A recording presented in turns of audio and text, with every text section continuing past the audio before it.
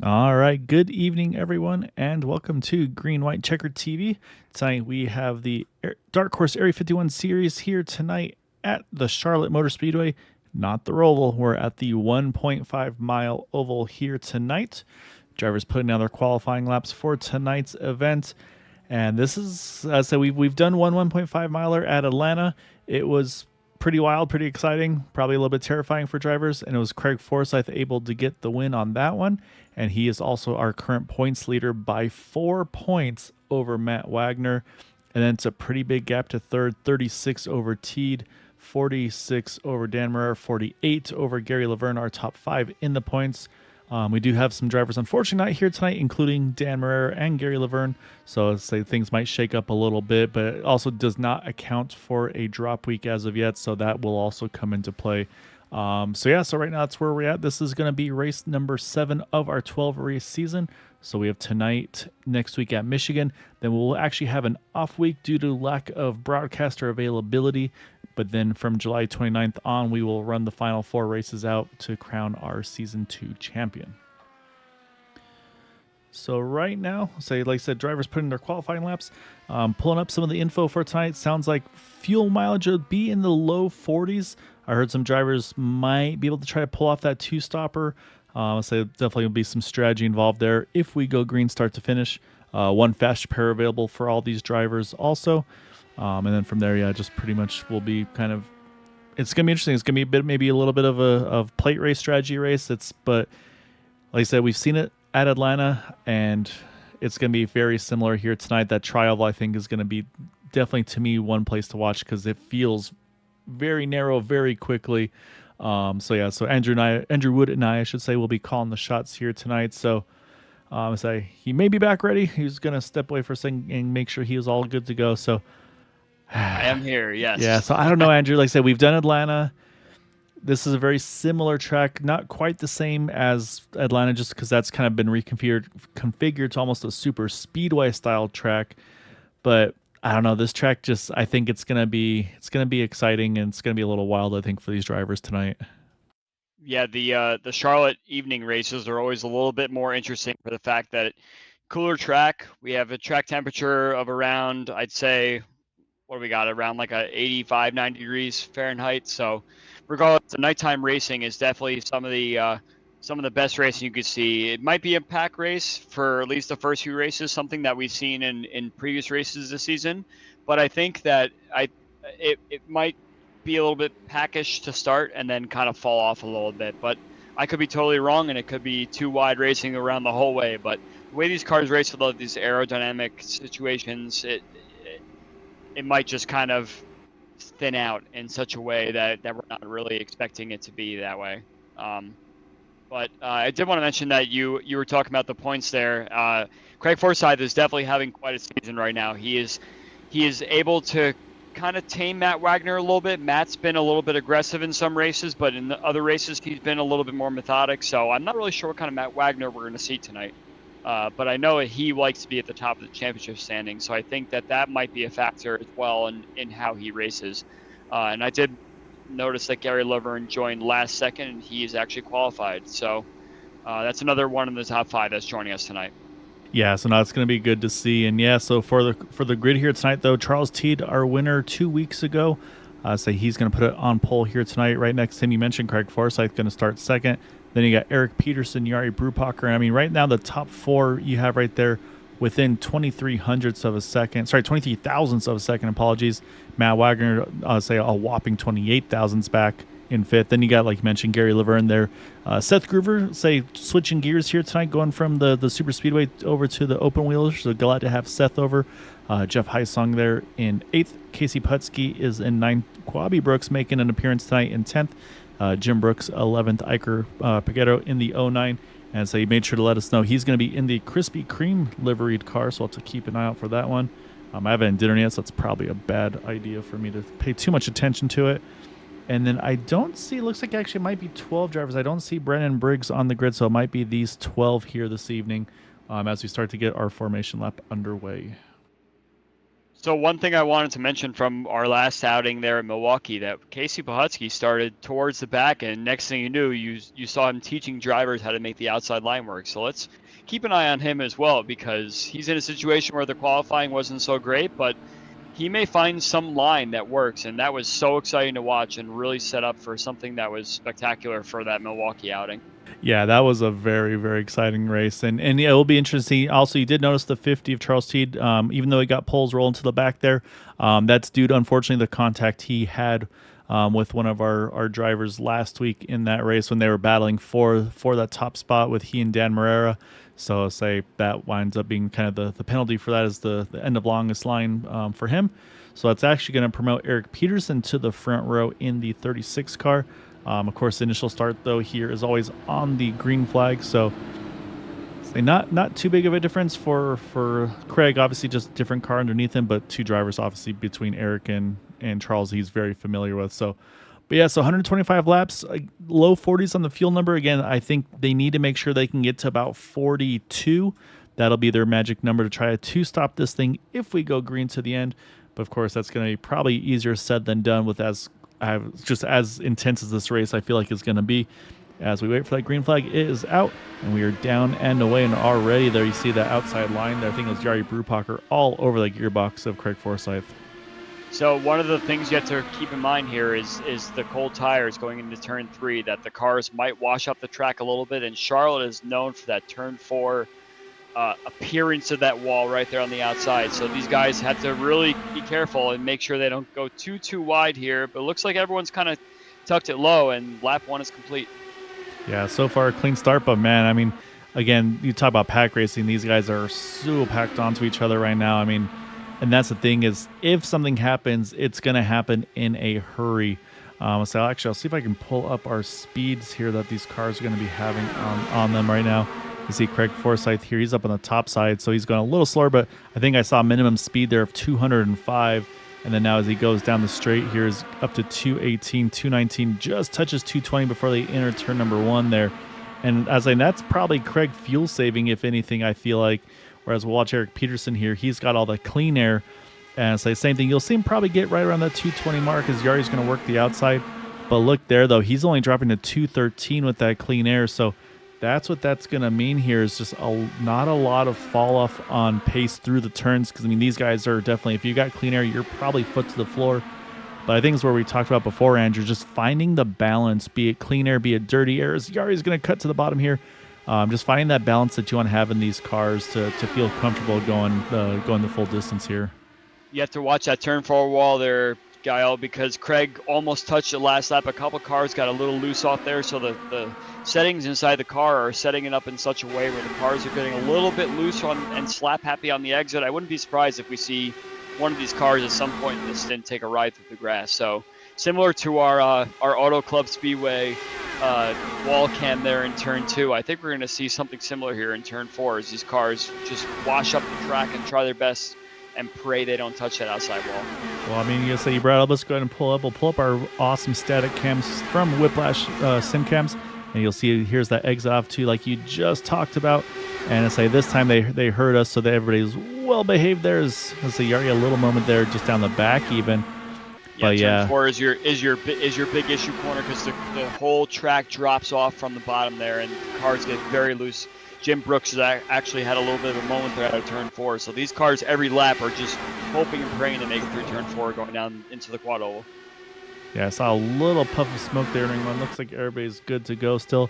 But yeah, right now it's just, this almost looks like a where do you go at this point. We talk about some of the climbers right now. Jari Brubacher, he's up 3 spots from his gridding position. A little further back, Casey Pahutsky, he is up 3 spots there in that number 3. Jim Brooks up 4 right behind him in 7th. So right now those are the highest climbers at the moment. As I say, again, you see these drivers. I think it's like we talked about at Atlanta, is just probably still, even though this is a very fast track, probably still trying to find some clean air because I feel like there's still probably a fair bit of aero wash. But I think this is going to be more than, anything here, probably a strategy race.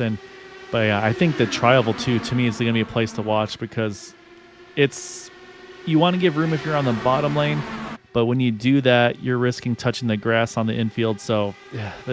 But man, Gary Laverne, so we just talked about him just gaining a spot or two.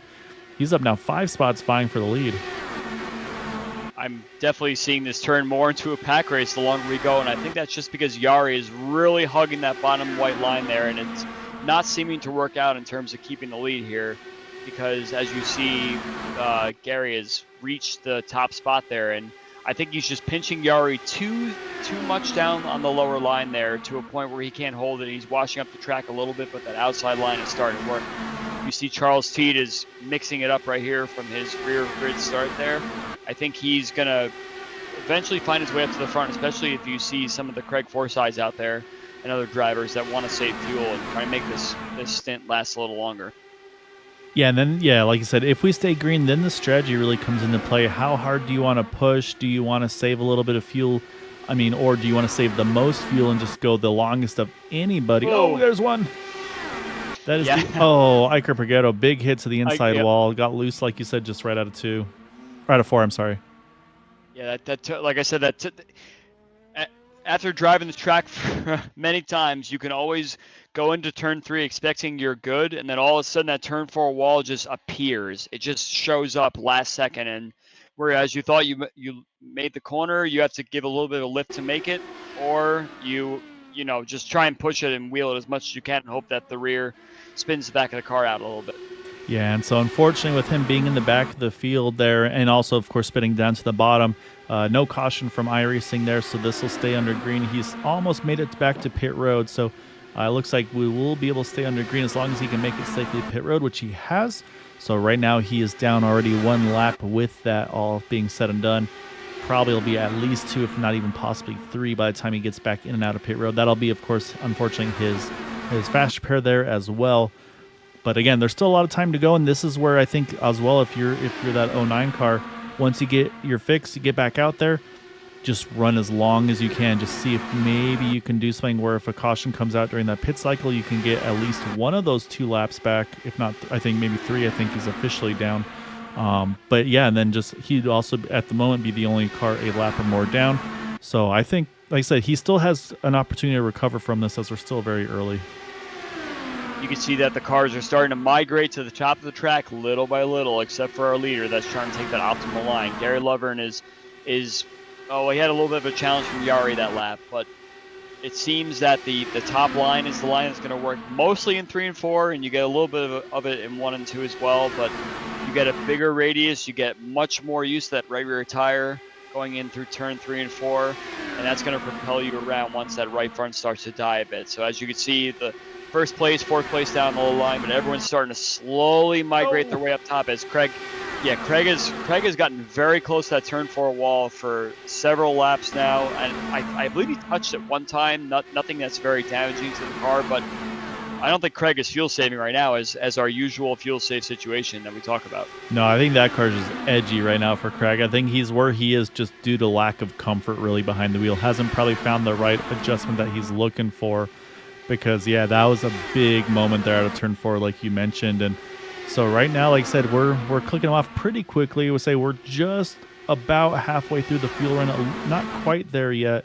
And the other thing I got to mention is you talk about like tires, if those are going to play a factor, things like that.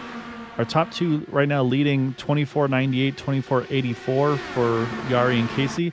Iker was 24.46. He was a half a second quicker with the fresh tires and the clean air. So wondering as well where maybe there is going to be some fall off in this race. So again, so this could also bring in some strategy. If you feel confident that the pit stops will be able to go through cleanly, this could be a race where you consider maybe trying to do a little short pit, see if you can maybe make that undercut, if you will. As they say that Gary had a big moment there out of 4, that big push you just talked about there.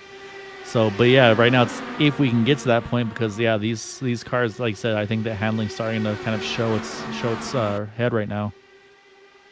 I think the best car I'm seeing driving through this pack right now is Jim Brooks. He is somehow getting lucky with the clean air the entire way in this mid pack here. He keeps trying to find the most optimal line, and he's sitting here back in P8 and everything, but he's getting through the corners nicely, and he's saving his right front tire in such a way that he might be able to pounce later if you got a car spinning on the apron.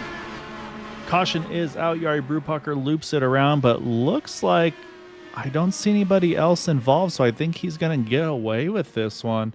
And I mean, and like you said, this is up front here. Yari is going for the lead at this whole point, so we'll watch it here. We'll watch a little closer from Yari, but wondering if maybe touch the apron on entry potentially, because again, these cars, we've talked about how angry they get at the transitions, but right now all looking fairly normal. Now looks like he maybe just did it just step out on him possibly, or am I a lap too far ahead? I think you're. Yeah, I think you're. There you go. Let's go a little more current here then. We'll go up to speed and we'll make sure we find it. So if we have to go an extra lap, they're only taking 28 seconds, so. Oh yeah, okay. Yeah, I'm definitely a fair bit ahead. So let's go one more round. Here we go. Oh, yeah, there was a moment there actually. Let's back it up again because it's almost like Yari got caught off guard here by Casey, because watch as he enters turn number 1, he makes just a real quick abrupt left there as if like to avoid contact. Not sure what happened there, but you can see in the background the drivers definitely saw it coming there. Everybody's drifting up to the top, and he does a great job too to keep it pretty pinned down to the bottom. The 53 just squeaks on by there as well. So we'll do those. We'll jump back live. Mentioned the Lucky Dogs. The 09 car gets one of those 2 laps back, so he's going to be just 1 down. As we'll jump to the pit stop, so Casey Bohutsky going to win the race off pit road. And Andrew, I see our first Nick DeGroot strategy call here, and it's by this guy right here in that 6 car, fuel only. So it looks like he's trying to go for the fact that the tires are not so bad, and he's going to try and get that track position. But as we saw, this has kind of turned into a little bit of a pack race here. So some of these cars that are kind of waxing and waning, they're kind of moving forward, going back, and everything like that. And I mentioned before the race started here that Casey Bohutsky was going to manage to find his way up front. He's found some way to get his car past all these other cars up here. So he's won the race off pit road. Got 4 fresh tires, but Matt is going to be on old tires, so we'll have to see how he fares there. Yeah, so he's got a little over 20 lap old tires compared to the he's field. Coming back in. Oh, maybe second guessing himself there. He said, "You know what? That maybe it wasn't the best call."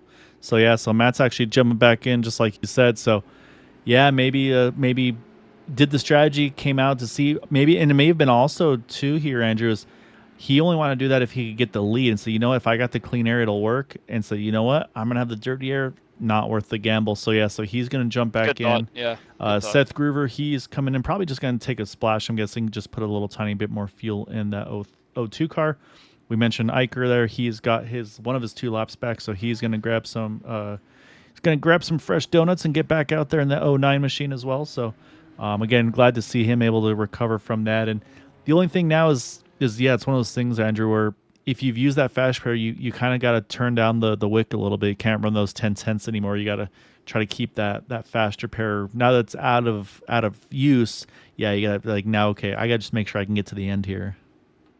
Well, Matt also, he gave it a shot, and he saw that Casey and Charles were both able to drive through the pack. So I don't think that this will be a big problem for Matt going to the back. I'm sure he'll find a way to sneak back into the mid pack or even back to the front again. So I don't dislike this call. He's got 1 extra of caution lap of fuel on board now. So yeah, and I'd say it might even be worth topping off one more time too. At this point, it's like because it's just he, Seth, and then Iker. But again, I mean, at that point, there's really not a big loss. I think it could be worth just getting that little tiny bit more. And actually, Yari's going to do. Yep, here he comes. They're both going to come in. So Yari and Matt both. And again, it'll be minimal because again, these cars have all the adjustable fuel maps from 1 to 5 for race conditions, and 6 and 7 are the road course, kind of more butterfly S-shaped fuel maps, and then 8 the caution map. So you suspect most of the cars running map 8 right now.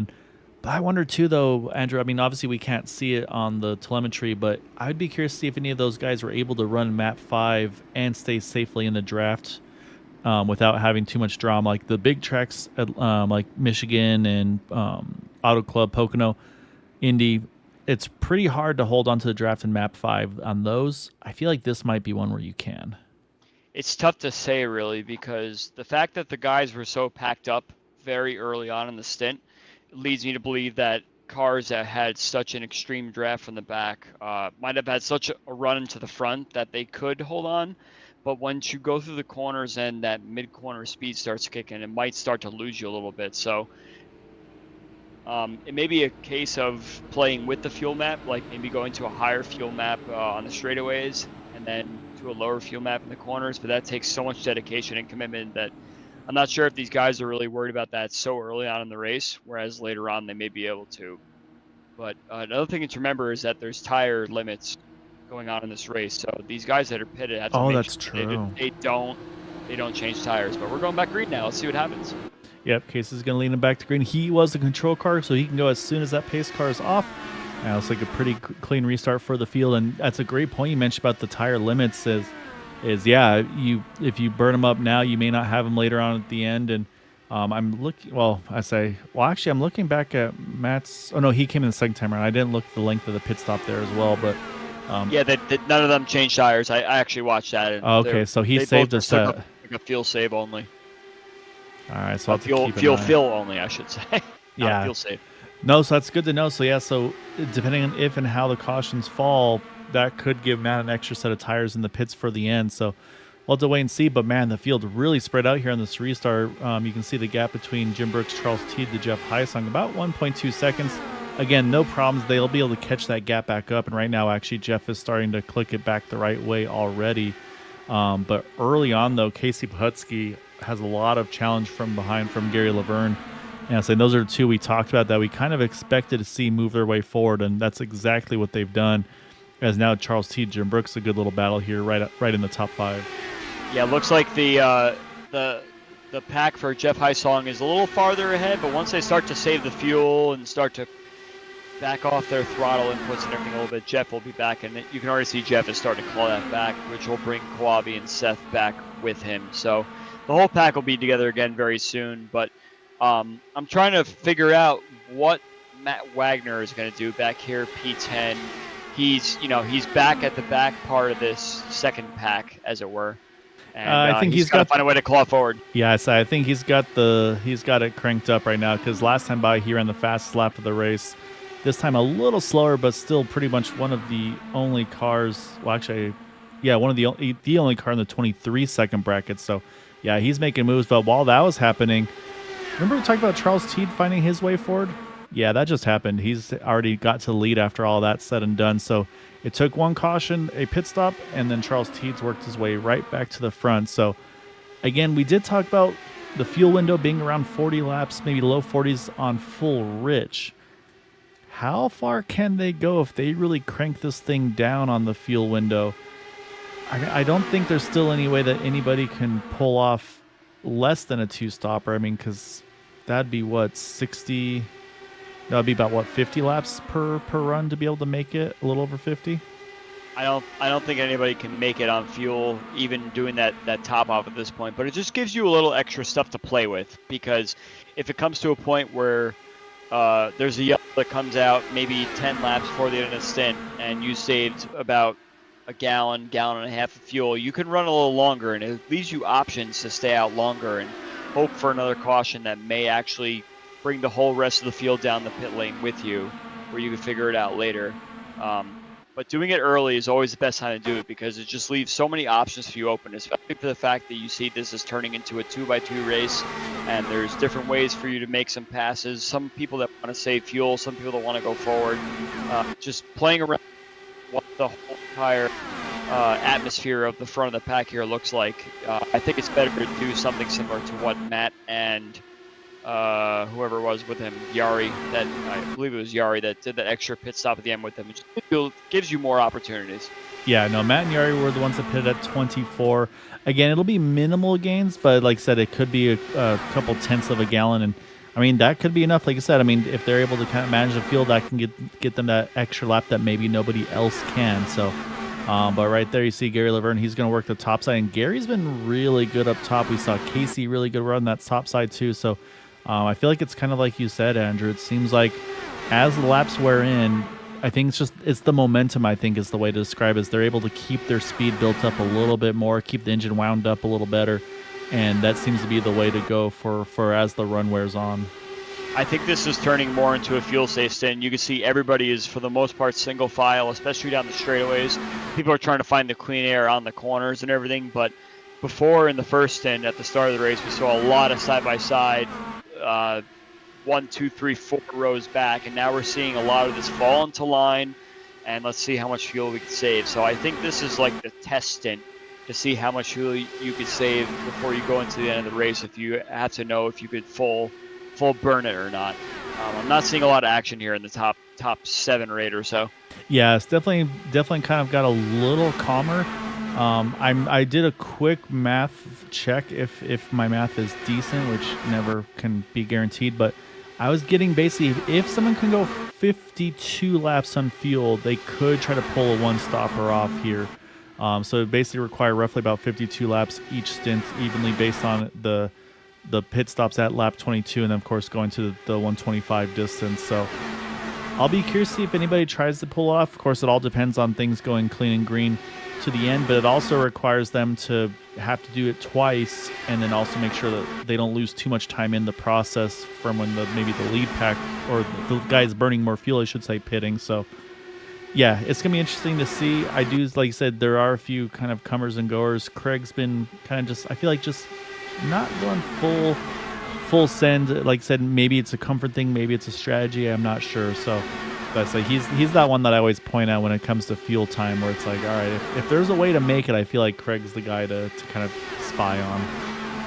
I'm trying to watch how these cars are reacting at the exit of 2 and the exit of 4, and as expected, this track it's just so impossible to get both sides of the watching.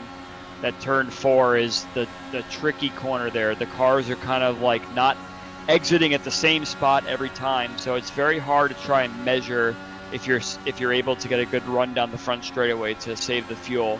I think 52 laps is a big ask, especially if you have to do 52 laps. You have to do it from the moment you leave pit lane to save the fuel. And if you happen to pit off schedule, and let's say you stay out as long as you possibly can and you're pitting by yourself, as soon as you leave the pits, you have to be saving fuel.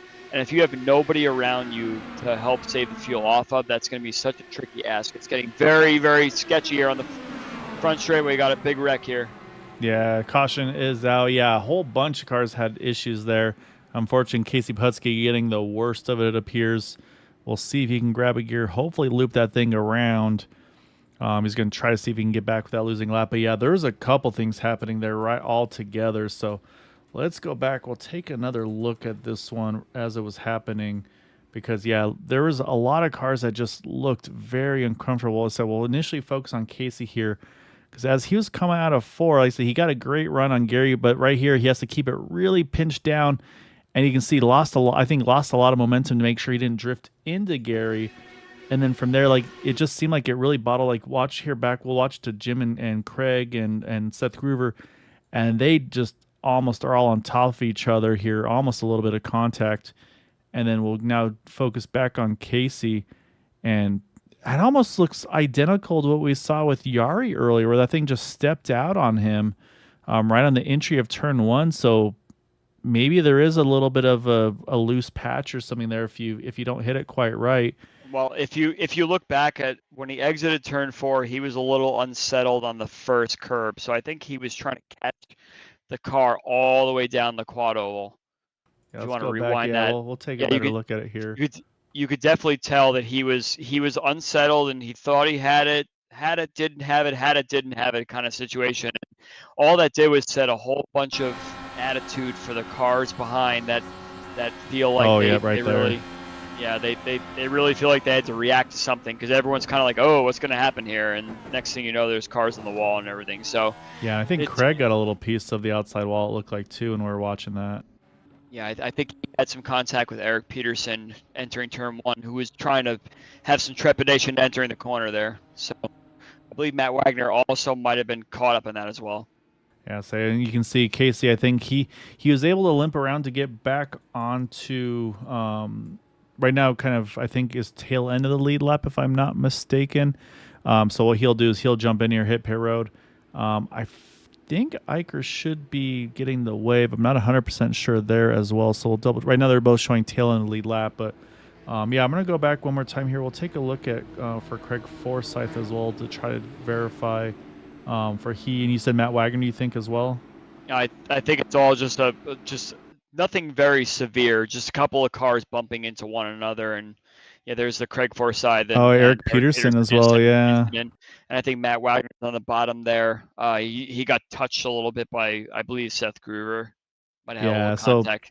Everything's very, very small and very little contact there too. 18 and the everyone's 51. Just barely touching each other, but you never know if there's any slight wing damage, slight somethings there. So I think everyone's gotten out of it unscathed except for Casey Botsky.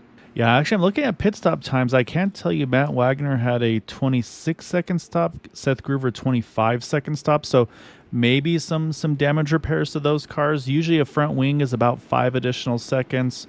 Rear wing, I want to say, is about 10 additional. So doesn't quite. I don't think the math works on for that. So maybe if they had some enough of a side-to-side contact or something like that, try to fix it up a little bit. Craig had a slightly longer stop, 10.3 seconds. So. But everybody else was in the kind of the 7-8 second window. But once again, though, I think there was a little bit of fuel strategy here. Gary Laverne a 7-second stop, but Eric Peterson 5.5, Jeff Hysong 5.1. So I'll be curious to see on that one. But what we haven't done yet is we haven't stepped away because we got to show off our 40 Racewear sponsor. So we'll be right back.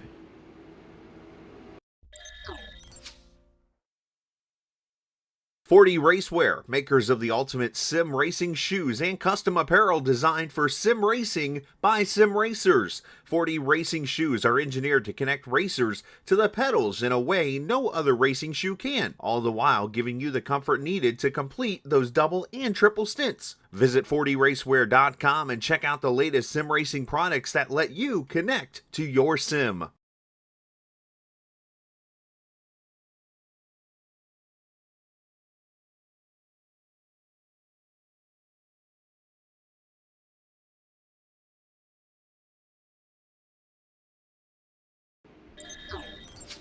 All right, we're back again. Big thank you to Jim Herrick, everybody, 40 Racewear for helping sponsor the league. And see Craig and his 40 Racewear number 99.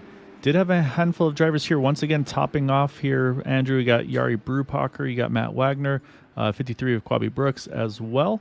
And then yeah, so I'm not sure if maybe Iker in the 09 maybe had a little bit of a contact somewhere at the time of the yellow, because he should have been able to get the wave around there, but maybe with a slight involvement, unfortunately, didn't get that extra lap back. So he still sits one down. He and Casey are going to be the lucky dog battle now between the two of them. And so now, though, I think, once again, Andrew, I think we're right on the window of now a one stop to the finish, as we're on lap 46, going to be 47 to 125. So it's kind of right in that 40-lap window we talked about. So I think from here, probably safe to be able to make it on a one-stopper for all these drivers. I believe you're right, and especially Matt and Yari have topped off, and Quabi. So they're kind of able to go as fast as they want. And you might see those guys moving towards the front and having someone like Gary Laverne, Charles Teed, etc. up front trying to save some fuel. I'm not sure if Iker is fully repaired, so that'll be interesting for the back of the field here. Yeah, to keep an eye on right now. A little gap between Seth Groover to Yari Brewpacher. There's a couple of cars to lap down, like I said, KC and Iker, but I say again, everybody's here locked on safely in the draft. No dramas there. So now it's just like I said, yeah, now it's gonna be the kind of the strategy, and that seems to be the way this race has gone on these restarts. Is they spread out real big and then give them a few laps, and then they all kind of just pull right back into each other, which is kind of the nature of the draft of these cars. But yeah, I feel like, I mean, I'm sure I pay a little extra attention. Oh, it's got one kiss in the wall there. I think that was the 09. Yeah, that was like Iker trying to let him go, I think. Yeah, it's one of those, yeah, almost be too nice at times, and it almost hurts yourself more. But Looks like he's going to get away with it. I think he's fine, though. So they look like just a slight scuff. But, and actually, I do need to mention, you got Seth Groover to Yari now. That's actually now grown to about 1.6 seconds. But again, I think he's still in the windy action, because he's got Casey Putsky as the ladder, if you will, kind of in between the two of them to pull them right back in. But what I was going to mention, and something you caught on earlier too, is the 51 car, Jim Brooks. I feel like he likes to run the top in a lot of the speedway type races. And of course, I say that he runs the middle, but I feel like he's been probably the highest of most of these drivers in this race, trying to run that second, if not even third lane, depending where the cars around him are. I think he's trying his best to not focus where his position is, more where the clean air is. And that's really what the key is when you're driving these cars, because that saves your right front tire on these ovals. And it gives you a better opportunity to kind of predict where these cars really want to go on both sides of the track, because everyone's got a whole different style of how they race. And picking up on little stuff like that is very, very useful and could come to help him on later on in the race, especially if there's some incident they has to avoid. Yeah, I know, and it's exactly that. Yeah, finding what works, what doesn't work, and yeah, finding what maybe your car's the most comfortable with. And also even just if you've run the bottom the whole race and it's like, okay, I got to move to the top, you're not going to get comfortable up top immediately. So you kind of have to build up to it. And so that's also, like you said, a situation where you can kind of like, all right, I know what I've got. I know if I can push a little hard, do I have to roll out of it a little bit if I do that? So it kind of gets you prepared for that. Like right now for Gary, he is running kind of more high on entry, then he kind of cuts it down. But again, though, when he enters high, though, he's got a lot of clean air in front of him in doing so. So I think that allows that nice rotation for him. I said, actually, let's go ahead and hop on board. We'll watch exactly what we're talking about. We'll jump on the roll bar cam here, and you'll watch as you'll see how Charles Teed enters versus how he enters. He always stays about a groove up, and then he makes that cut down there right in the kind of the center of the turn to get that exit off and get right back in the toe. So he's been doing this pretty regularly here, Andrew, where he just enters a little high, cuts right back down, and I mean, it seems like it's been comfortable for him. Yeah, I'm watching these guys go through turn 3 and 4, and you can definitely tell that all the cars just kind of stall out their progress. They have such a run down the back straightaway, and as soon as you turn into turn 3, it just pushes the car completely up. As you see, Jim gets a little tight there.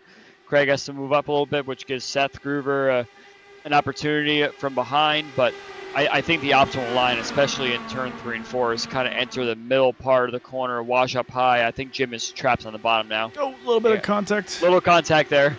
Yeah, we'll have to see. If I think Seth might have lost his left front wing end plate. If that's the case, that car, yeah, I'm going to say that's definitely the case, because you can see that car not rotating at all here. So he's going to either have to make an unscheduled stop or just try to limp this thing. Maybe if he can get into the clean air, he can at least just hang on to it for now. But yeah, what I was noticing there for Jim, like you mentioned, when Craig got by him, is he was pinned to the inside line. And again, he seems to be more comfortable up top. So once he got trapped on the bottom, that car just looked very uncomfortable for him. And I said, unfortunately, we saw that. I think he had to do a big check to avoid contact with Craig, which got him, unfortunately, right into the path of Seth there. So I wonder if Jim's rear wing he's going to be coming in this lap. I wonder if his rear wing's messed up. Yeah, so the car looks okay, but yeah, I'm again behind the wheel. I'm sure they can feel it, so he's gonna hop in here again. This will probably drop a lap. I will be curious to see if he opts to take a fast repair or not on this one. And again, if he feels it's more of a suspension versus the wing, it might be worth saving the 10 seconds and just take that fast repair. But of course, same thing for Iker. At that point, that's what you got the rest of the way. So I'm gonna watch and see what the pit stop time is, and right now it's about 8.5. So I'm going to say based on that, probably went ahead and just did the fast repair and got back out on track here. So he's going to go a lap down. Shouldn't go 2, but right now he'll now be in that fight with the 3 and the 09.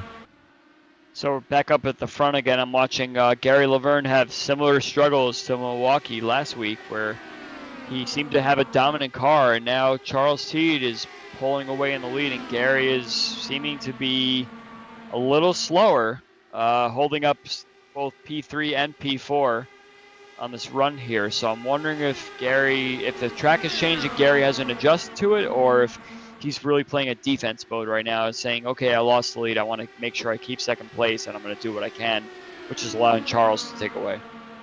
take Yeah, off. it's interesting to see. Yeah, because you're right. That said, last time by he was 100th of a second slower, so not by any means slow. So yeah, but it is interesting, like I said, because yeah, Charles has 7/10 of a second on him right now, and I say I'll keep an eye on the lap times. This time it has grown. This time it looks like it's going to be probably at least half a tenth, if not a full tenth slower. Yeah, 48 to a 54, so 6/10 right there, kind of right where we were kind of guessing. The other thing is, unfortunately, with the damage, the O2 of Seth Groover, he has fallen off the pack there, and Iker was kind of trapped behind him. Now got back by, so now he's also lost the pack and all that. So Casey's actually looking pretty right now for the lucky dog if we get a yellow. But oh man, right now these three though, I mean, this is like you said, they are really bunched up behind Gary. Something has definitely happened to Gary. He's fallen off again. This is taking us right back to last week in Milwaukee, where he had such a lead. It turns out after the fact we learned that he touched the wall a little bit, so hopefully he hasn't touched the wall again in such a way. But Eric now takes P2, and Gary is now going to be stuck in someone else's dirty air here, trying to find a way back forward again. Yeah, I think for Eric though, he sees that gap growing. He knows that draft window, and he says, I gotta make a move because I don't want to risk letting Charles get away and just try to run away with this thing. As last time, and look how much Eric's already pulled away. Like he's not necessarily holding up the rest of these guys. Gary is falling backwards, and curious to figure out the reason why he has managed to lose all this pace all of a sudden. Yeah, and also the car just, to me, out of 4 especially, I feel like Gary looks very uncomfortable. That car just kind of exits really low. Obviously, it won't happen here because Craig's going to duck to the inside here. But yeah, the car just didn't look comfortable on the exit of 4. And again, it might just be this is about that magic tire wear time too, because again, they pitted at about lap 43. We're at 60 to go now, so again, that's going to be they've run about 20 laps, and it seems like it's about that 20 lap mark is when these things start to kind of maybe not hit a cliff, but you really start to see those tire wear take effect. Now we see Matt Wagner is back up to P5 from his top-off session before, so he has found a way to make his way forward. And we were talking about before the race what kind of Matt Wagner we were going to see against Craig Forsyth, and I predicted we were going to see a Matt Wagner that wanted to lead the championship again. And it looks like he has put himself in a spot. Okay, he's managed to fall towards the back of the pack, but he's like, no, I'm going to keep topping off the fuel, and I'm going to put myself back up in a spot where I am going to be on the podium. And here we go. We got our P1 and P2 in the championship here fighting for P4. Yeah, it's a really good fight between the two of them, too. Just giving each other plenty of room. Matt's, of course, got the short distance through the turn. But like we talked about, Craig's keeping the momentum on the exit. This time, Matt will clear, though. And again, right now, Charles Teed still just a little ahead, although Peterson was about a tenth quicker that last time by. And now Peterson, for the first time, he's going to have some dirty air. Although it'll be pretty quick. So the O2, again, he's missing that left front of the wing end plate. So I say the problem for Seth here, though, is he's going to now, same thing, he's going to have some dirty air. So that car is going to be even tighter than it was without that front end plate. So he's going to have to try to just hope that he still has some clean air on the entry. Otherwise, that thing's just going to completely plow. But it looks like he's already got it, what he needs set in for that car, because he's held a pretty clean line so far through these group of cars. Let's not forget to mention Yari also, who did the top off there with Matt, has made his way up to P6. So that top off strategy has worked for them. These guys that want to maybe save a couple of teaspoons of fuel here and there, they're doing so. But Matt and Yari can push full blast to try and get their way back up to the front again. Yeah, so right now the last two cars in this lead pack that are on the lead lap here are trying to get around. That is actually, the last car in the lead lap is here, the 53. He's going to get by Casey Pahutsky. That's important for him because now that puts him back to the first car one lap down as well. Because for that couple of laps, it was actually the O2 of Seth Groover. But yeah, so now we get back to our leaders because, like I said, and again, I watched Gary out of turn 4. I'll try to focus on him, see if we can see it again this time to me, Andrew, but it just almost looks like he has to chase it down to the bottom as if that car is just extremely loose, or if that's just the way he's exiting. But the last couple of times I've noticed it, he exits, like, he doesn't let it drift up to the wall. He just keeps it hooked to the bottom here. Well, it's mostly because he's entering very high in turn 3, and I wonder if he's scared of that turn 4 wall that I was kind of mentioning earlier on in the race. It kind of makes you a little slower on the exit because you're adding extra distance going through turn 3 and most of turn 4. but it keeps you very safe later on. So he's riding off the right rear tire a little bit more, trying to propel his way around the outside there. But it's not going to do you any favors if you're in a battle with someone. So it's kind of better to kind of practice both lines a little bit and take the inside line more, not the one that pushes you up to the turn 4 wall, but the one that finds you clean air to get a decent run down the front straightaway. So yeah, so we'll do those. We're really close to pit stops, so we'll run through the field here real quick to show off our lead lap drivers. Kicking off with our pole sitter here tonight, Charles Teed. Right behind him is his teammate Eric Peterson there in that number 36, up 1 spot from 3rd. Gary Laverne, we mentioned, sitting in 3rd, up 3 spots from 6th. Then Matt Wagner, again, going for the championship at the moment against Craig Forsyth, sitting in 4th. Craig right behind him, though, in that 5th spot, but now being pressured by that number 49 of Yari Brupacher in the 6th position there. And yeah, there goes Yari. He's going to look down low. Behind them, a couple tenths, is the 18 of Jeff Heisong. Right now, 1 spot from where he started. And then, unfortunately, out of the main pack, but still on the lead lap, is the 53 right here of Quabi Brooks. Right now sitting in that 8th spot. And then the first car 1 down is right there in front of him, that 3 of Casey Pahutsky. Again, we saw the incident he had a little earlier on. So right now he's the first car 1 lap down. And then the other cars lap down include this guy right here, Seth Groover. Again, he's just trying to wait for that pit stop to be able to get his front wing on. Decided just to run it all the way out. And so the contact with the car is that car right behind him, Jim Brooks. Jim pitted early, got his damage repaired. He's back on track. And then Iker Preghetto, again, he was 2 laps down. He got one of them back, but unfortunately just hasn't been able to be able to get that second one as of yet. So those are our 12 drivers at the moment. I think Seth actually just got passed by that number 51. So we'll jump back now to our leaders because Peterson has got right to that rear gearbox here of Charles Teed as we approach our pit stop window. Peterson is wanting this lead so bad. He's put so much pressure on Charles Teed during your description of the top 12 there. He's really tried to find every line possible. He's tried middle, he's tried high, he's tried kind of offset low line in turn 3 and 4. And I think Eric Peterson is definitely the faster car right now, and Teed is just hanging on the bottom line as best he can. And also the other thing we missed was Matt Wagner got around Gary Laverne to move Matt up into that podium spot. And also Craig got passed by Yari Brupacher. So basically now Matt's got a 3-position advantage on him. Again, we're not at any point Eric goes low and he washes up to the wall, and this gives Matt a chance now going into turn 1. Yeah, look out the back. And there's Matt to the outside and saying we feel like the outside's where you want to be. And look at the momentum he's getting through the top there. I say, but right now Teed is giving Peterson the toe. But right now it looks like again he's going to now have that dirty air through the turn. He's going to wash up. Yeah, that was the same thing that happened to Jim Brooks earlier, and Jim got pinned to the bottom and he just got pushed right up through turn 3 there. But I give Eric Peterson is trying every single line right now. I give him a lot of credit. I've watched the last 5 or 6 laps or so. He's tried high, middle, low. Now he knows the low won't work, so I doubt he'll do that again. He'll try and find maybe the middle to high line here to try and get the best run he can. But now he has to worry about Matt Wagner behind, like you mentioned. Yeah, so I'll say now Eric's got to regroup. Matt's got to regroup, take a breath, because that was a big save by him. And you're right. I mean, Peterson had just exactly what happened to Jim there. Just got that real bad aero wash. Had to back out of it to avoid hitting anything, and was able to just clear Matt in doing so. But then Matt had to react. But man, right now Matt is looking very strong on the outside line. He's going to jump to the outside here once again in turn 1. But now they've got traffic. Yeah, Matt's going to back out of it here, and now they got to try to work around the O2. And yeah, you see Matt there, I think, again, lost a little bit of time, but I think that's the right call here because, again, we're very close to that pit stop window as well. So, again, we talked about in the low 40s being the window. So far, no takers as of yet. So, I feel like safely, Gary Laverne around. Gary's going. Can he hang on to it? Oh, he does not hit the wall.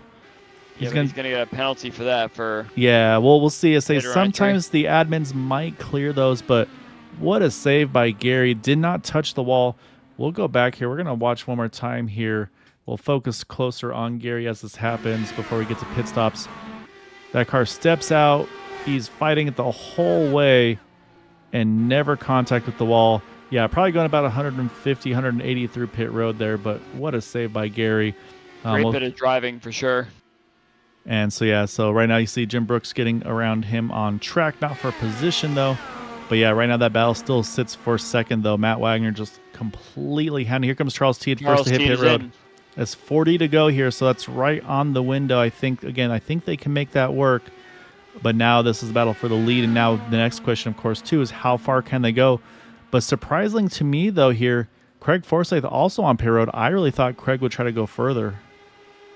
I wonder if he just saw way too much dirty air ahead. Let me try and see if I can get some clean air and clean tires and maybe jump a few cars just by default. Yeah, here comes Peterson. He's hopped in. Looked like a nice clean entry for him as well. So again, he talked about the two that topped off on the one to go here. Matt Wagner, Yari Brupacher, they now run 1-2. Jeff Heisong's done a good job saving. He sits in third. About 2.5 seconds back. Quabi Brooks also topped off. He's another 4 seconds back. So looking at pit stop times right now, looks like everybody's got in and out so far fairly clean. Matt's going to keep running here. Last time by was a... we have to watch out because Casey Pahutsky is missing part of his front wing. He had an incident. Oh, yep. Here he track comes. There. Yeah, I'll have to try to see if we can take a look at what happened with Casey. Looks like he had some incident with Seth entering turn 1. Oh, no. Up here comes Matt Wagner. He's going to hit pit road. He's got to get it down to speed. Looks pretty clean, though. So he's going to jump in. That's going to move Yari to the lead here. Now the 53 is going to stay out as well. So these guys are stretching at maybe they can catch a timely yellow, trap the field a lap down. Because you can see on the ticker on the left right now, Charles Teed in 5th is still trapped one down here. But right now, though, we'll wait for the full cycle. On pit road. Yep. Heisong's in. Here comes Yari. He's going to make his stop. And that leaves one driver left. I think he's against the... Yep. Nope, he's coming late entry there for the 53. And it looks like this will complete the cycle. So great job by all the drivers here. And yeah, like you mentioned, unfortunately for Gary Laverne. And actually, yeah, I'm wondering, maybe he does have that pit penalty because he's been on pit road for 1:20. But now, let's watch the cycle out of pit road. Matt's building back up to speed here. Or I should say building back up to speed. Here comes Charles Teed, Craig Forsyth. All right, so I think Yari was a little further back, though. I don't know if he'll be able to hold on to this one. He's on the access road here, but yeah, you're right. I don't think he's going to be able to hold on to this one, but he ran a little longer, and he's pushing it. He's hustling out of pit road as best he could. But now you have to worry is, did he drift out too far before the pit exit line? It was very close, but I think he got away with it. But, I mean, what a great hustle by Yari there. He really was...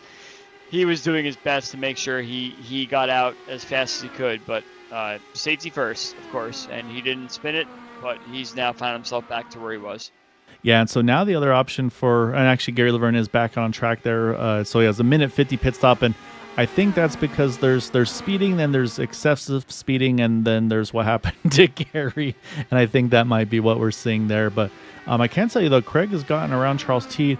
And importantly, like you mentioned, for Yari being as aggressive as he was, he's within that 1.5 second window that I always talk about. So right now, he's in this lead draft here. He's got the toe off of Charles Teed, Craig Forsyth.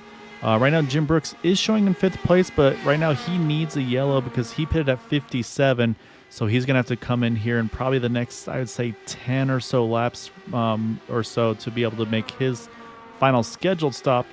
But right now, though, looking at lap time-wise, actually last time by, Matt Wagner, he put down a blistering lap, 23.85, 0.2 quicker than Craig with a 24.08. So, yeah, Matt's found a pretty good combination right now in that 6 car. I'm trying to figure out who's the best. I think even Charles Teed, who was the first to pit, seems that he'll make it on fuel. So I think that everybody's good for fuel now. So now it's just a straight up race to the end here. So I guess Matt had the best pit stop cycle there. So he's sitting in the best spot right now. His championship rival Craig Forsyth about a second behind. I'm not sure how Teed lost so much time there. I guess maybe he might have been slightly more conservative on his pit stop where it kept him safe, and unfortunately he lost a couple spots there. Yeah. I don't think him pitting early did anything really there. I think it was just all pit stop times. Yeah, no, I think it is pit stop time because I'm looking at in pit on his pit stall, I should say, 8.92 seconds for Charles Teed. Craig Forsyth was 7.98, so right there Craig gained a second. And then total pit lane time was 36.37 for T to a 34.78 for Craig. So basically in those two things right there, Craig gained a second and a half on him. And right now, though, they've got a very tough Casey Putsky to pass. But for Casey right now, I don't think he's going to want to let him by, because I think in his mind, he's right now, unfortunately, 2 down. So he wants to probably try to get around Matt Wagner to get back to the tail end of 1 down. Actually, as I said, Jim Brooks on pit road for his, unfortunately, I say his schedule stopped due to his earlier unscheduled stop. As soon as I say that, though, Casey rolls out of it, lets the leaders on by. But really, I think the driver that got the worst of it is Eric Peterson, because he's actually now a lap down, the first car 1 down. And I'm looking at the pit stop and everything. Everything looks clean, so I'm wondering maybe had a spin or something like that on pit exit, had to try to regroup and save it. Because yeah, unfortunately, so he's lost a lot of time during that pit cycle. So we got Craig and Charles right behind Matt now. So here they go. It's gonna be a matter of side-by-side racing. No more fuel saving. No more trying to hold back. I think we're gonna see a lot of pack racing for the last. We got 26 laps once they cross the line. Yeah, and you saw right there, Craig tried to cut underneath Matt. Matt had none of it. So yeah, it's on right now. And I was saying, we talked about these 3. Yari's on his way. He's only 7/10 back, and it's only by a lap, but Yari does have 1 lap fresher tires than Matt. But like I said, I don't think tires are going to be too crucial here. But right now, like you talk about the high line versus the bottom line, we're getting to about that point where we feel like the high line was better. And you can see Craig is trying to really keep Matt honest, maybe trying to keep him bound down a little bit here. But now let's jump back, because here's Yari. He's got a great view of the 3 of them here. So right now, as it runs, we've got a 4-horse race here for the win of this thing. So we got 2 championship contenders. We got one guy who is a little upset with how his race happened last week, so he wants to win and is going to do anything in his power. And then we got Yari, who's just going to sit here and realize that, hey, I can't do anything to pass 3 cars up ahead of me. Let's let them all just figure it out, and then I'm going to go to victory lane. So we got 4 different attitudes of drivers here. I think Yari's going to go for it still. I don't think he's going to wait for them to figure it out. I think he's just going to put his name in the hat. Yeah, there he goes. He looks like he wants to put it 3 wide up at the top. Yeah, so I don't see Yari as one that's just going to ride, and he's going to clear Charles T through the top side. And again, this is probably for Yari. Again, he pitted the latest, so slightly fresher tires, but also he had a lot of clean air during that cycle, so he's been able to kind of get those tires nice and probably warmed up kind of cleanly versus maybe some aggressive, dirty air having the draft and all that. So, and again, you mentioned points though. Right now, Craig and Matt only 4 apart. That said, Teed's he's 36 out, but he's also missed a couple races. So once you throw a drop week or 2 into that could put Teed right into the championship mix as well here. So yeah, there's a lot to play for these 4 drivers. Yari is completely alive. You're right. His later pit stop may have given him a little bit more tire life than we would have thought of initially, but I'm imagining all 4 of these guys just pressing buttons intensely in their car, trying to find any sort of roll bar, weight jack, or adjustment that'll get them any sort of speed going on here. This is such exciting stuff here for the last 20 laps. Yeah, this is really intense racing right now. Like I said, you see Craig, again, he's trying to keep Matt as honest as he can. Let's hop on that roll bar. You can see Matt over to his left, and again, Craig's not going to squeeze him, but he's going to try to force kind of Matt down to that bottom half of the track. And right now, like we've talked about, Matt's been able to hold the bottom down there, not really losing too much speed. So it's been going pretty well for him. Like I said, you see right there, Craig drops down just a tiny bit, steal a little bit of draft there out of 2, and that's going to get him to the side pod. But again, right there, not quite enough to get the nose ahead. And what's going to happen now, though, is they're about to catch the 09 car while they're running side by side. And this is where you get a little nervous, and maybe also where they key up and say, hey, we're side by side here. If we can maybe get you to roll out of it completely. But I think what's going to, Iker's going to do it, actually. He's going to drop straight to the apron. That is some really, really impressive respect by the 09 car again. I mean, he's still going for his own race, but he said, you know what? Tonight's not my night. I'm going to let these guys go, let them battle out for the win. And so, yeah, big props to Iker there. Matt just touched that apron, the same thing that we saw Casey do, and then we saw, he gets a little slide there. I think Craig is doing the right thing here, just trying to pinch him just as low as he could. They're both slow. Here comes Yari, making 3 wide as best he can. But I think that outside line in turn 3 and turn 4 especially is really strong right now. But the super outside line's not great. Yeah, and you can see Matt's definitely having a hard time holding that bottom, though. Yeah, like you said, Andrew, even there he's hot before, he kind of wiggled up a little bit. And so the saving grace is Craig had to kind of react, and that really hurt the momentum there. But yeah, like you said, Yari right now, he's just trying to figure out where can I go. I think he just needs one of these guys to lose a little bit of momentum, and he's going to be able to pounce. I think as soon as so Craig is in the most optimum spot right now because he's sitting right on that middle line. He's getting a lot of momentum just running that middle line. It's not the fastest, but it's keeping him in the conversation. If Craig misses the entrance to turn 3 and pushes up towards that turn 4 wall, then that's it. Then he has to back out of it. But Yari is the closest that he's been entering turn 3 right now, but there's just not enough speed on the outside line to do anything. But if you could do something to get your way down to turn 1 with any sort of clean air in between the two of them, then you can really make something happen here in this conversation. Yeah, and you saw that. And so that's the thing for Craig now. He can't go full focus on Matt. He's got to still watch his mirror, make sure he doesn't give Yari an opening to get underneath him. Because, yeah, at that point, then it's really Yari's race to go after Matt for the win potentially. So, and again, I mean, any little bobble, it's going to change everything. But right now, these guys are just, again, having to be pretty much inch perfect here because we're down to 14 to go. You see right there, I think Matt had a little drift up. Craig reacted. He drifted up a little bit too, so he's got to slot back in. Oh man, Yari tried to get the draft off of Craig. Craig was trying to get the draft off of Matt, and they both popped up right alongside each other there.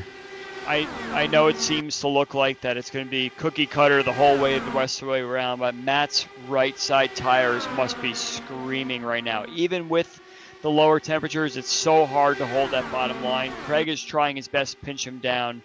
And if I were the third car in line right now, I'm just trying to find any clean air possible, which is what Yari's doing to perfection. But you can see Matt's starting to drift up from that low line a little bit, and he's starting to move to the middle, and that gets more problematic. And the more this goes on, it just gets more and more tenuous, and Craig has to be cognizant of that, especially if the car is starting to slide up a little more. It's okay, I want to pinch him down a little bit, but I can't pinch him down so much that we touch.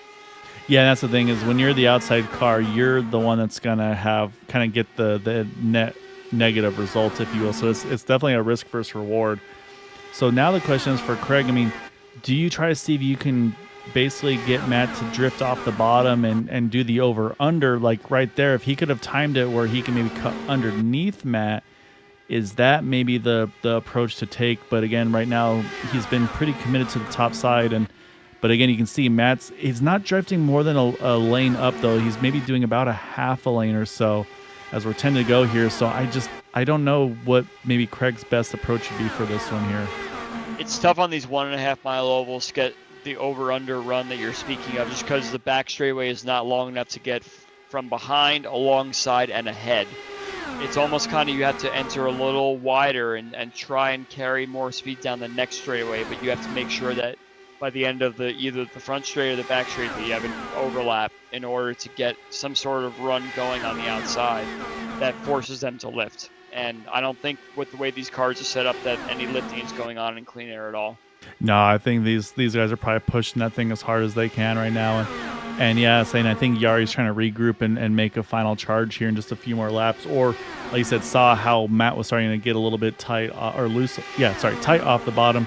And said, all right, Craig's kind of pinned his outside. I might be able to get a 2-for-1 if they both have a bobble. So we'll see. Blake said, and you see again, Craig tries to steal just a little bit of a sniff of a draft there and then get right back after it here. And you see in the background, Charles Teed, he's still in this pack, but he's about 9 tenths off. I'm wondering, again, did he have to back it down, save some fuel, and maybe we do see him turn the wick up in these last 5 laps or so. So I'm not going to count the 50 car yet either. I'm wondering, we talked about he was the earliest of everybody. Well, he and Craig at 85. So I would suspect that he should be good to go on fuel. But yeah, I'm curious to see as Craig, again, he's just going to get as big of a draft as he can. He's 0.02 of a second entering the turn. But again, though, Matt he can't hold the bottom. And so Craig has to react to that. And so that's what's almost allowing Matt to gain a little bit. But now right there, the line, it's now dead heat here entering one. I was just going to say that. It doesn't look like Craig has anything ahead, but when they get to the line, Craig's got so much speed that he actually might be able to beat him to the line or get very close thereof. So I wonder if Craig just tries to get that draft, like you mentioned, enter kind of middle of the track and then just hang there and see if he has enough speed to beat him through the quad oval. I was going to say 5 to go here. And again, there are no green-white checkers in this series. So once we get close enough and say there are cars lapped down, so there would be the extra lap of caution as well. So that's going to be on these guys' mind as well. They're going to want to be as far forward as they can here, just in case they have a nose ahead if and when there's a caution that could come out. Oh, that was the best Craig has done there. He got a little loose through turn 4, but look how close they are crossing the line. It's gonna be, if he does it the right way on the last lap, we could see a surprise winner here. And there is a lap car ahead as we look ahead into the distance. Yeah, I mean, we saw him earlier, so we saw him drop to the apron. Looks like he might go to the top this time. But again, this could actually help Craig, where he might be able to sniff a little bit of draft off the 09. And, oh, look at this. Look at it. Huge run by Craig. He's going to clear Matt there. What a big move there. I don't even know if that was the lap car that did that. It might have just been distraction. Oh, there's a car ahead. And then you break your concentration just for that blip of a second. The next thing you know, that you missed the corner. So I think that's what that simply was. There was no dirty air or anything that was going on there. I think it was just simply a lapse in judgment, which can happen to anyone. So now the shoe's on the other foot here. Matt's got to try to regroup in these 2 laps that he's got left here. Can he be the one to try to pinch Craig down and try to make something happen? So right now you see he's entering real high and but say waiting to get that big run out of the backstretch. And now he's going to cut below. He's going to get the big run here down the back. He's going to enter high. I think he's gonna have to do it a little earlier, but look at the that. momentum. He's gotta run. I was just gonna say that Craig gave him a gift there. He didn't block down low at all down the back straightaway that last lap, which I found very surprising. Maybe he felt like he had the confidence in order to do it, but Craig surges back forward again on this turn 2 there. Matt's got to run. There's some moving. Now Craig has got the bottom, but Matt's got to send it on the outside as best he can. It's not gonna be enough. He's got to see if he can steal some draft, get the momentum to the line. It's going to be Craig Forsyth, though, getting the win over Matt Wagner. Yari going to bring it home third, Charles Teed in fourth. What a battle between the two of them. But, yeah, it was that pass towards the very end there. And then, like I said, with 2 to go, Matt had a great run. Couldn't clear him. But I think, like I said, he may have made that move 1 lap too soon because Craig saw it, learned from it, and I was able to make that adjustment to prevent it happening again. But great fight by those two. Jari Brupacher tried to find a way to get his name in the mix there as well for the win. Didn't quite pan out there. But, man, that was a really clean but really hard-fought race between those two. I think, looking back on that lap where Matt and Craig switched spots there, I really think Craig just gave Matt a lot of pressure entering 3 in such a way that it kind of spooked Matt to look at the car ahead and then kind of forget where he was entering the corner. And you saw that Matt enter the corner just a little too tight, and all that he could do is just kind of lift. Yes, I'm wondering, did Craig maybe get his field to perfection, because this thing hasn't cranked up for any big burnouts here. Let's hop and listen. I think this car might be off here, Andrew. I think he may have just ran just enough sounds fuel. Like Craig might have just sputtered across the line or something. Wow, we'll have to quiz him on that one as well. But what we do know is he still wound up winning that race. There was some great strategy, some great racing at the end. But before we get to those two, we got to get to this fella over here. That is going to be a Jari Brupacher. So we're going to grab Jari on in here, get his thoughts here, Andrew, on his 3rd place finish. Jari, you went the furthest of anybody by a lap on fuel. You were able to, you were hustling the exit. Andrew and I were watching. You were, probably just moments away from just losing that car, but able to keep it pointing in the right direction, which was critical because you got the draft, able to get right back up there and fight. But you had a couple times where you try to go the 3rd lane, you try to sneak underneath Craig. Was there anything else you could do to try to get those two off the top 2 spots there? Yeah, I was definitely a bit on the edge there in the end, especially the last 10 laps. Like my tires were completely burned from following them. I'm not really sure I could have done anything differently. They were really going side by side all the time, and it's really difficult to make the move. The track is not really wide enough to go 3 wide, especially as the car gets a little loose coming out of the corner. So I was just hoping one of them would make a mistake and that could maybe sneak by. I think I almost got Craig once on the start finish line, but then he held on to it, and in the end, I didn't have anything for them. I tried and tried, hoped to capitalize, but it didn't work. But it's third place, so that's good. Did you ever find yourself going into a fuel save mode this race, or was the fuel strategy in such a way that you can just kind of run the race how you wanted to? Like basically, was fuel ever a factor here, or was it just trying to play around with different lines and see what kind of line worked out for you best? It was basically me just doing the fuel save basically almost to the max on the first two stints because I thought pit entry is a bit treacherous, so we might see a caution. Therefore, I wanted to run long, and in the end, obviously, because of that, I had enough fuel. There was no fuel saving in the last stint, just flat out and try to catch the guys up front. Nah, it was a really, like I said, it was really exciting there. There's a lot going on throughout the course of that race, Yari. But yeah, it was a lot of fun watching you making the moves, try to get you could there on those two guys. But like I said, just got a little bit pinned unfortunately at the end. So, but again, a great run for you tonight, getting that podium. So definitely want to give you the floor for any thanks and shouts for that podium tonight. Thanks to you guys. Thanks to everybody watching and everybody participating. All right, sir. Well, we'll let you go. Say great job tonight, and looking forward to seeing you the rest of the season, man. Great job tonight. Thank you, guys. Bye-bye. See you. All right, so now we got to jump to our runner-up, and I think we've unfortunately had this happen to him recently, and he's not going to be a very happy interviewee, I don't think, Andrew, but we got to pull up that number 6 car of Matt Wagner. Got another runner-up. I'm sure, again, not what you're wanting to have for a result, but I mean, I don't think you could have asked for a harder but cleaner battle between you and Craig there those last 10, 15 laps. Yeah, well, it was pretty good racing, and well, you guys want to talk about the end? So there was a lap car coming, and Greg was really forcing me down there, and I was ever so slightly putting more and more jacker into the car, and I was starting to slight lift it every once in a while. So, and all of a sudden, here comes the lap car. Then the lap car comes by, and then, yeah, I had the lift and the aero push, and I watched Craig say no bye, but it is what it is. Second place, first loser. It's all good, man.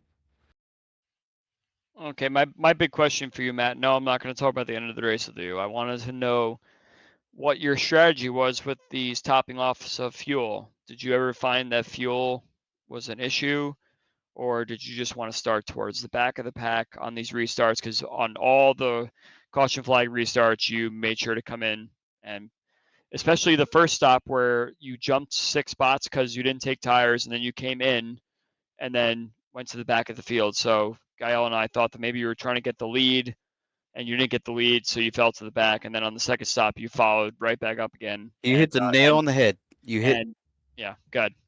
You hit the nail on the head. So my plan was just to try and lead a lap there, just take fuel only and probably, cross the line and try and lead one lap. And I failed to do that. So I just went straight to the back and just watching things unfold. I know things were a little crazy up front. And then when it was time to go, it was time to go. And you saw. What about that second yellow, the lap 44, 43, 44 yellow, where you also topped off with Yari you just want to start at the back again and come to the field, or did you have another Nope. bit of strategy there? I kind of wanted to start it back. I just I was worried about a few things that I saw on the track that was just be a little bit more conservative side, keep the car clean, and this being a really packy race, I said, well, yeah, just make my move whenever I feel like it's time, and it was time during that time. So I don't know. It's just play how I feel it. I just start in the back, just chill out. how things feel out. Do what I want to do, I guess. Well, and then but the thing was though, obviously once Craig got by you, that wasn't it. That wasn't all Shiro. I mean, you had a hell of a run entering 3. You got a nose ahead of him there, coming to the line there to the white, and then I say then you had to try to regroup and try to do it one more time to get to the start finish line. Unfortunately, that one I say is that where Didn't work maybe out. So yeah, I say is that where maybe you showed your hand once a lap too soon, or I too mean, because soon. that was I mean, but it was like I said, you were on the bottom the whole time. So I mean, did you have time to really feel out what you could do on the top side prior to that? All right, so midway toward the race, I figured out something up toward the top that I can actually work with in turn 1. Because I was trying to do it to Peterson. And it was actually working well with Peterson because he was lifting a little bit. So I don't know if he was more conserving fuel or um, maybe it's just a tight turn off of 4. That probably so. I'm not sure if his tires was, but he did mention to me after the race, he sputtered coming to the line. So maybe he was a little bit worried about fuel and he lifted a little bit. I don't know. Maybe so. Uh, I think I don't know if I would have timed that move a little bit or, a little bit later, but um, yeah, I was kind of hoping y'all would get around him then. It didn't work out, and I tried again. It worked a little bit, but not so as planned.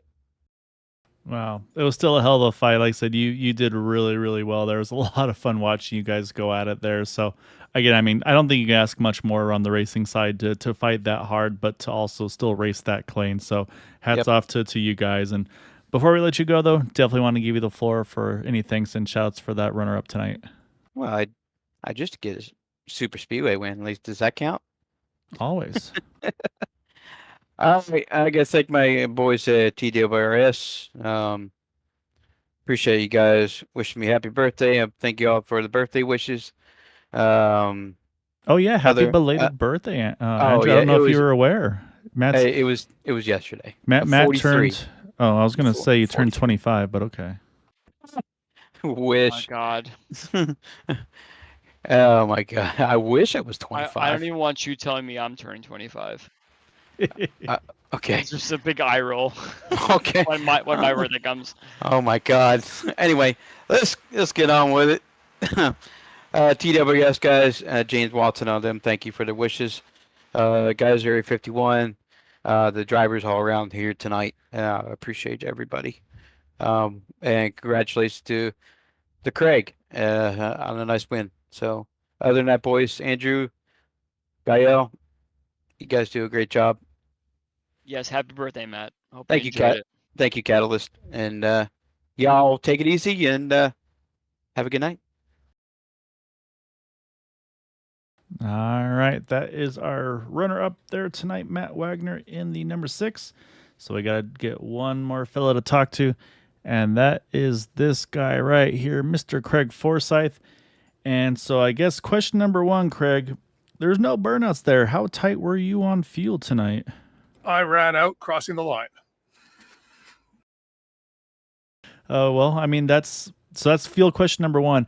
I do have a field question number 2. I did some really probably bad math at one point in the race where it was maybe in my mind an option to be able to one stop it if you could pull off. I think it was about 52 laps on fuel per stints there. Was there any point where you were trying to go off strategy for maybe cutting a pit stop out of this race? Yeah, when we after this, when we were 100 laps or 102 laps to go, that one, I didn't understand because I knew that was makeable. 50 laps was makeable at that point, and a lot of the guys were driving like they weren't saving the fuel for it, so that confused me just because it was a makeable distance. I didn't think we were gonna go with the cautions occurring the way they were. I didn't think we'd get a full stint in, but I mean that.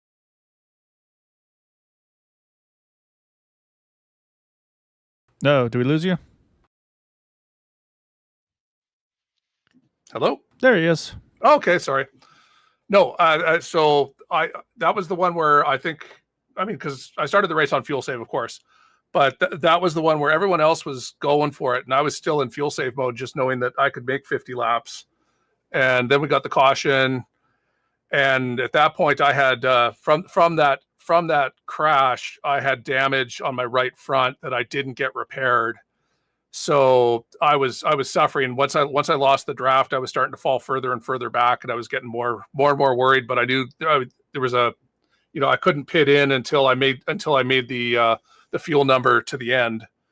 And I think both Charles and I pitted at the same time there. That was basically the second the window opened, I knew I needed to come in to get to use the fast repair to get the front right suspension fixed. And luckily came out close to Charles, so I was able to draft up and catch up to Matt. Yeah, so it's interesting you talk about all this coming and going during the race. I was noticing during the first stint of the race you were really getting close to that outside wall turn 4. I want you to explain to everyone how tricky this track in particular is with how close that turn 4 wall comes up on you, because there were several drivers, not just you, during that first stint of the race that were really trying to feel out the track limits there, and it's pretty difficult to get through turn 3 and 4 without getting very close to that wall. Oh yeah, four wants to throw you to the outside wall and spin you to the inside. So it's, I think we were just happy that it worked out for us, and there was the whole last run there with Matt on the bottom. That's basically what I was trying to force him to do, was keep him to the bottom lane every single lap, in hopes that I could either burn out his tires or send him to the inside. And then, as it was, Matt had that race locked down because he just wasn't wearing out his tires. But got lucky there, and we had the lapped car ahead. Plus Matt had to lift. I think it was his first instance of getting loose, and we were just on the upper line, so we were able to keep the foot in it the whole way, and powered past him. So you pretty much filled out my second question there. I was trying to use that turn 4 situation to really say, hey, do I want to try and pin Matt so far down low that, yeah, he'll push up a little bit, but if I can do it in such a way that it'll spook him into it, if I lift, I can get the run down the front straightaway, which is what I almost seemed to see happen during that situation where you got by him with 2 to go there. Well, yes, there was a little bit of a dirty air situation, I think, as well, which I think what you're going to say. Yeah, no, and it was playing with fire. God, Matt and I side by side. I'm no one else. On the list of those 10 guys, I will do that. I will do that for 50 laps without a second thought. Good driver that way. But we had those couple instances where we had a few little 0X's as squirreliness was starting to happen, and it's like I knew I was playing with fire and I didn't have a fast repair anymore. But it's like it's this or I settle for second. So how?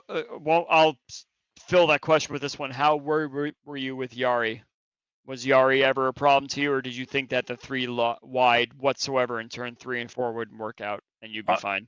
I was sure that he was setting himself up to basically do a double draft past us on the last 2 laps. That's when he settled back there. I think half a second or so, and was just sitting back there at that point.